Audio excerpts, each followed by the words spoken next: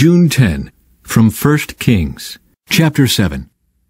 Solomon also built a palace for himself, and it took him 13 years to complete the construction. One of Solomon's buildings was called the Palace of the Forest of Lebanon. It was 150 feet long, 75 feet wide, and 45 feet high. There were 4 rows of cedar pillars, and great cedar beams rested on the pillars. The hall had a cedar roof. Above the beams on the pillars were 45 side rooms, arranged in 3 tiers of 15 each. On each end of the long hall were 3 rows of windows facing each other. All the doorways and doorposts had rectangular frames and were arranged in sets of 3, facing each other. Solomon also built the Hall of Pillars, which was 75 feet long and 45 feet wide. There was a porch in front along with a canopy supported by pillars. Solomon also built the throne room, known as the Hall of Justice, where he sat to hear legal matters. It was paneled with cedar from floor to ceiling. Solomon's living quarters surrounded a courtyard behind this hall, and they were constructed the same way. He also built similar living quarters for Pharaoh's daughter, whom he had married. From foundation to eaves, all these buildings were built from huge blocks of high-quality stone, cut with saws and trimmed to exact measure on all sides. Some of the huge foundation stones were 15 feet long, and some were 12 feet long. The blocks of high-quality stone used in the walls were also cut to measure, and cedar beams were also used. The walls of the great courtyard were built so that there was 1 layer of cedar beams between every 3 layers of finished stone, just like the walls of the inner courtyard of the Lord's temple, with its entry room. Furnishings for the temple. King Solomon then asked for a man named Huram to come from Tyre. He was half Israelite, since his mother was a widow from the tribe of Naphtali, and his father had been a craftsman in bronze from Tyre. Huram was extremely skillful and talented in any work in bronze, and he came to do all the metal work for King Solomon. Huram cast 2 bronze pillars, each 27 feet tall and 18 feet in circumference. For the tops of the pillars, he cast bronze capitals, each 7.5 feet tall. Each capital was decorated with 7 sets of latticework and interwoven chains. He also encircled the latticework with 2 rows of pomegranates to decorate the capitals over the pillars. The capitals on the columns inside the entry room were shaped like water lilies, and they were 6 feet tall. The capitals on the 2 pillars had 200 pomegranates in 2 rows around them, beside the rounded surface next to the latticework. Huram set the pillars at the entrance of the temple, one toward the south and one toward the north. He named the one on the south Jachin and the one on the north Boaz. The capitals on the pillars were shaped like water lilies, and so the work on the pillars was finished.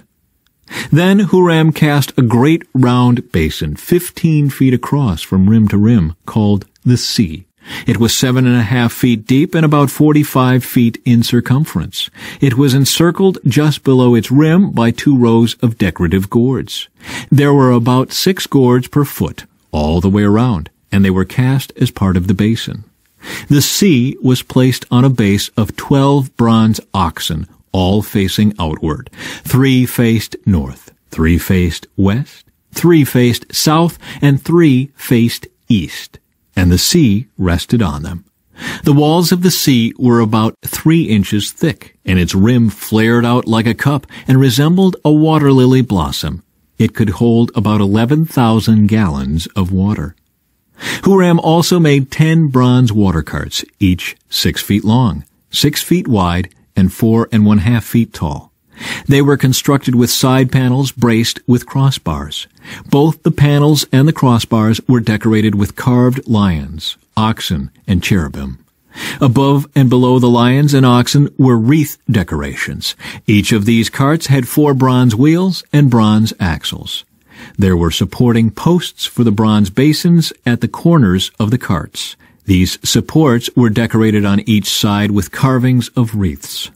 The top of each cart had a rounded frame for the basin. It projected 1.5 feet above the cart's top like a round pedestal, and its opening was 2.25 feet across. It was decorated on the outside with carvings of wreaths. The panels of the carts were square, not round. Under the panels were 4 wheels that were connected to axles that had been cast as one unit with the cart. The wheels were 2¼ feet in diameter and were similar to chariot wheels. The axles, spokes, rims, and hubs were all cast from molten bronze. There were handles at each of the 4 corners of the carts, and these too were cast as one unit with the cart. Around the top of each cart was a rim 9 inches wide. The corner supports and side panels were cast as one unit with the cart. Carvings of cherubim, lions, and palm trees decorated the panels and corner supports wherever there was room, and there were wreaths all around.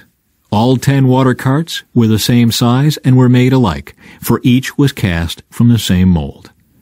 Huram also made 10 smaller bronze basins, one for each cart.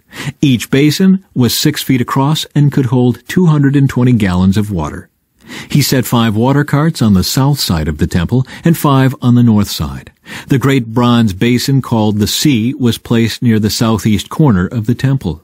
He also made the necessary wash basins, shovels, and bowls. So at last Huram completed everything King Solomon had assigned him to make for the temple of the Lord.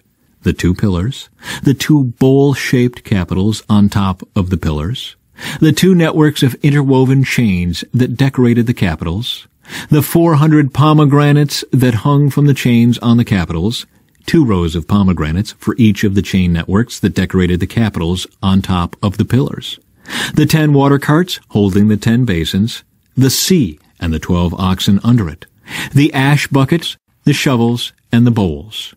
Huram made all these things of burnished bronze for the temple of the Lord, just as King Solomon had directed. The king had them cast in clay molds in the Jordan Valley between Succoth and Zarethan. Solomon did not weigh all these things because there were so many, the weight of the bronze could not be measured. Solomon also made all the furnishings of the temple of the Lord: the gold altar, the gold table for the bread of the presence, the lampstands of solid gold, 5 on the south and 5 on the north, in front of the most holy place, the flower decorations, lamps, and tongs, all of gold, the small bowls, lamp snuffers, bowls, dishes, and incense burners, all of solid gold. The doors for the entrances to the most holy place and the main room of the temple, with their fronts overlaid with gold. So King Solomon finished all his work on the temple of the Lord. Then he brought all the gifts his father David had dedicated, the silver, the gold, and the various articles, and he stored them in the treasuries of the Lord's temple. From Acts. 40 years later, in the desert near Mount Sinai, an angel appeared to Moses in the flame of a burning bush. When Moses saw it, he was amazed at the sight. As he went to take a closer look, the voice of the Lord called out to him, "I am the God of your ancestors, the God of Abraham, Isaac, and Jacob." Moses shook with terror and did not dare to look. Then the Lord said to him, "Take off your sandals, for you are standing on holy ground. I have certainly seen the oppression of my people in Egypt. I have heard their groans and have come down to rescue them. Now go, for I am sending you back to Egypt." So God sent back the same man his people had previously rejected when they demanded, "Who made you a ruler and judge over us?" Through the angel who appeared to him in the burning bush, God sent Moses to be their ruler and savior. And by means of many wonders and miraculous signs, he led them out of Egypt, through the Red Sea, and through the wilderness for 40 years. Moses himself told the people of Israel, "God will raise up for you a prophet like me from among your own people." Moses was with our ancestors, the assembly of God's people in the wilderness, when the angel spoke to him at Mount Sinai, and there Moses received life-giving words to pass on to us. But our ancestors refused to listen to Moses. They rejected him and wanted to return to Egypt. They told Aaron, "Make us some gods who can lead us, for we don't know what has become of this Moses who brought us out of Egypt." So they made an idol shaped like a calf, and they sacrificed to it and celebrated over this thing they had made. Then God turned away from them and abandoned them to serve the stars of heaven as their gods. In the book of the prophets it is written, Was it to me you were bringing sacrifices and offerings during those 40 years in the wilderness, Israel? No, you carried your pagan gods, the shrine of Moloch, the star of your god Rephan, and the images you made to worship them. So I will send you into exile as far away as Babylon. Our ancestors carried the tabernacle with them through the wilderness. It was constructed according to the plan God had shown to Moses. Years later, when Joshua led our ancestors in battle against the nations that God drove out of this land, the tabernacle was taken with them into their new territory, and it stayed there until the time of King David. David found favor with God and asked for the privilege of building a permanent temple for the God of Jacob, but it was Solomon who actually built it. However, the Most High doesn't live in temples made by human hands. As the prophet says, "Heaven is my throne, and the earth is my footstool. Could you build me a temple as good as that?" asks the Lord. "Could you build me such a resting place? Didn't my hands make both heaven and earth?" Psalm 128. How joyful are those who fear the Lord, all who follow his ways. You will enjoy the fruit of your labor.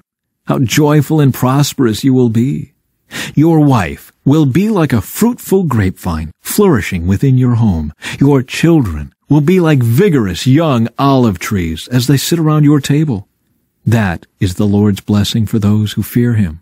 May the Lord continually bless you from Zion. May you see Jerusalem prosper as long as you live. May you live to enjoy your grandchildren. May Israel have peace. From Proverbs. Gray hair is a crown of glory. It is gained by living a godly life. Better to be patient than powerful. Better to have self-control than to conquer a city. We may throw the dice, but the Lord determines how they fall.